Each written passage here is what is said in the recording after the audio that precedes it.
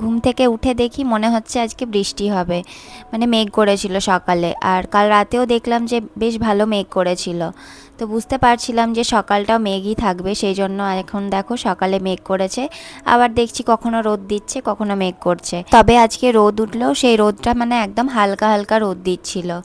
আর দেখো আমি রান্না করতে চলে এলাম সকালে। রান্না কমপ্লিট করে মানস অফিস যাওয়ার পর যখন আমি চা খেতে বসলাম, তখন ভাবলাম যে চা খেয়ে এবার ফুলটা নিয়ে আসি। তারপর ভাবলাম যে কিছু কাজ আছে, সেই কাজগুলো কমপ্লিট করে নিই, তারপরেই যাব।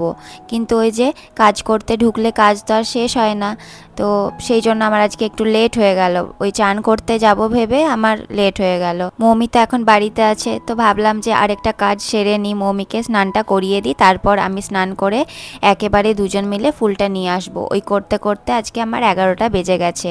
এবার অত লেট করে গেলে তো ফুল পাওয়া যায় না, ফুল তো সকালেই বিক্রি হয়ে যায় না, আর যাদের বিক্রি হয়ে যায় তারা চলে যায় উঠে। ফুল পেয়েছি, মালাও পেয়েছি, আকন্দ ফুলের মালাও পেয়েছি, কিন্তু পাইনি হচ্ছে বেলপাতা। সেই জন্য মনটা একটু খারাপ লাগছিল।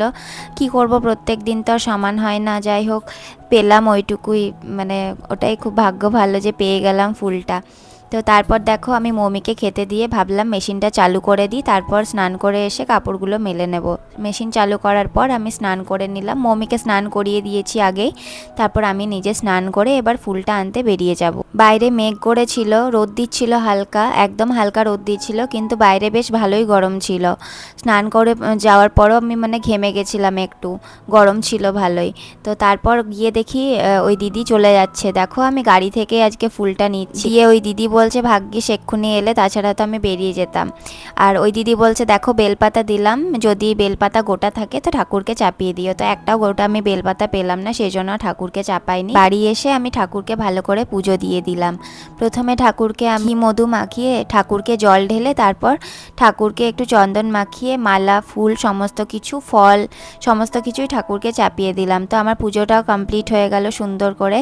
তো চলো ব্লগটা এখানে এন্ড করলাম আজকের মতো। সবাই ভালো থেকো, সুস্থ থেকো, আর আমার ব্লগগুলো যদি ভালো লেগে থাকে অবশ্যই চ্যানেলটা সাবস্ক্রাইব করে দিও। আবার দেখা হবে কোনো একটা ব্লগের সাথে।